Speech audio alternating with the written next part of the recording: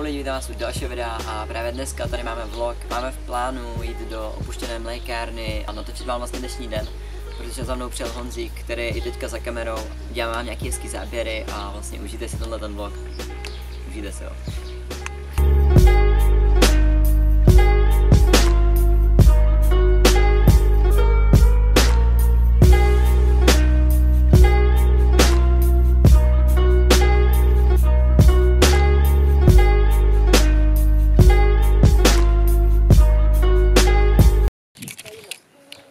Jsem se rozhodl, že jako se dám na vlogování, jo. No. A prostě mám rád jako vlogy, jo. Chápete? Lidi, právě teď jdeme dělat nějaký flipy. Jdeme dělat flipy. A hodně těžký.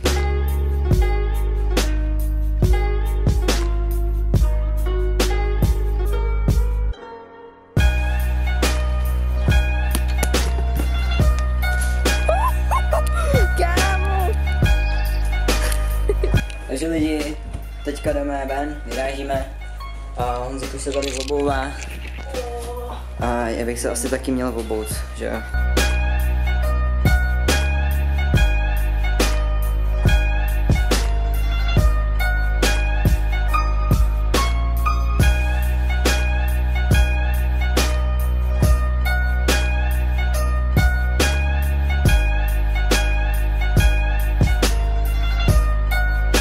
Ještě jedna důležitá věc. I am free. Měli byste dodržovat pitný režim, protože tady máme vodu a dodržujeme pitný režim, teda hlavně. Taky dodržujeme jídelní režim.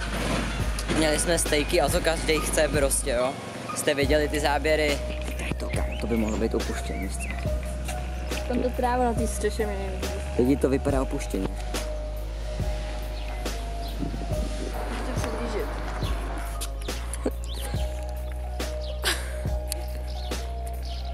Tady tě naučím barvy, jo? Fialová autočtverec. Všechno je to samozřejmě zakončeno krásným pahorkatinou. Já jsem si vždycky chtěl šáhnout. Na bagr.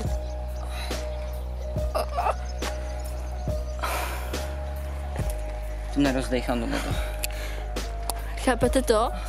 On si šáhnul na bagr. Hej, miniaturu. Já bych tě s tím vyfotil normálně. Pojď. Kde seš?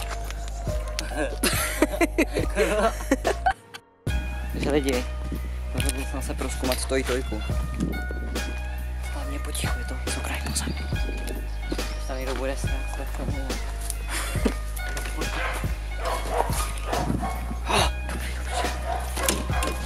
Co si o tom myslíš? Takže lidi, jak můžete slyšet, už je tady špatná atmosféra.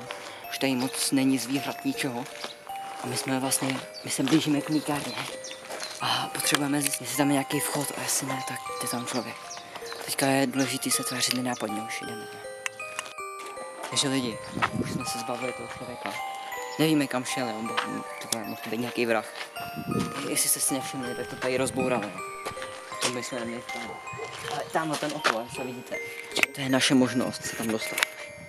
To je naše možnost. Takže lidi, není to moc velký objekt, ale tady třeba asi byl sklep, ale to...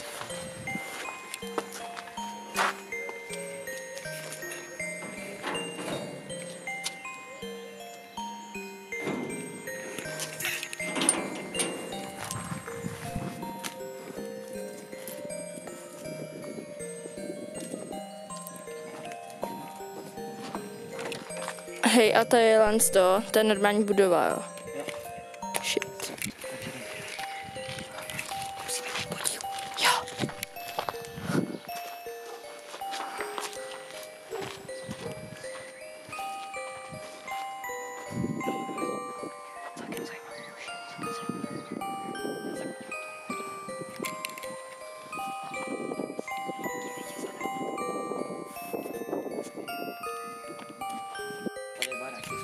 Tady máme žebřík lidi a Dan si myslí, že to bude mít problém. On se snaží dopravit žebřík, aby jsme se mohli dostat do toho okna, no, takže celkem pohoda. Já si užívám ten výhled.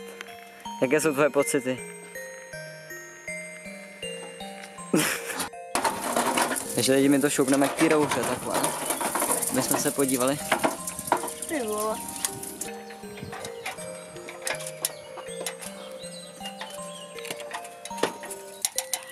Ti to je s tím.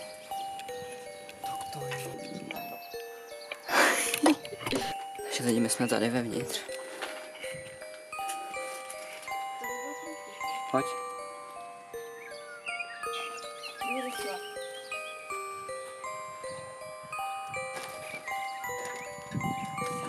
Kámo, kdyby ten žebřík někdo dal do prdela, tak jsme fajn. Tak pojď. Tak to spočíme.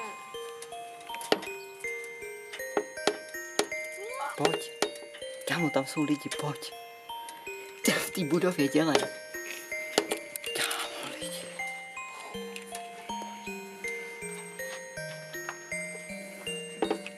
A ti tam jde ten vlak.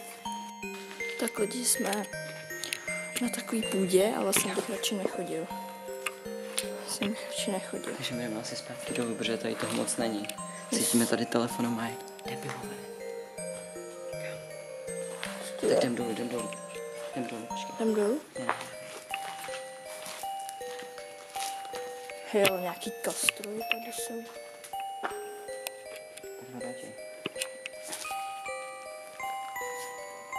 Máš můj mobil? Jo, jde to vidět.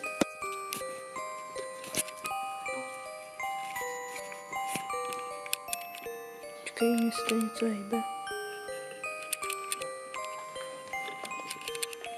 Počkej.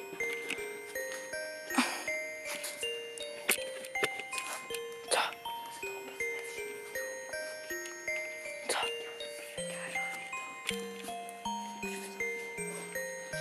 Počkej.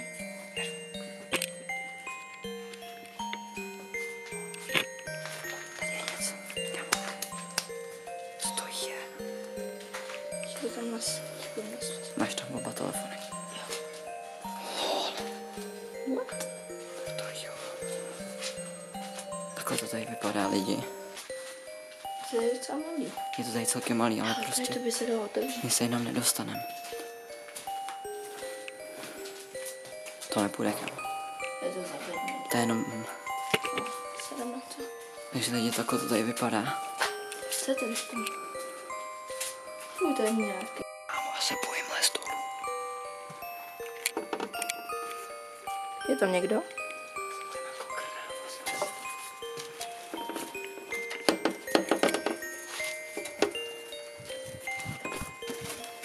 Ty vole, dobře ty. Pojď, pojď.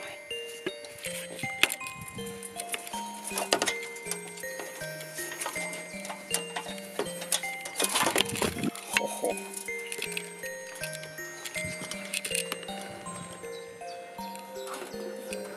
Jistě to prostě.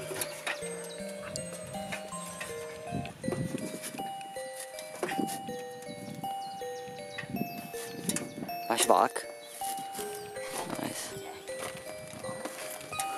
Jdem. Kámo, nice. My jsme to dali. Pojď. Někdo jede. Kámo, nice.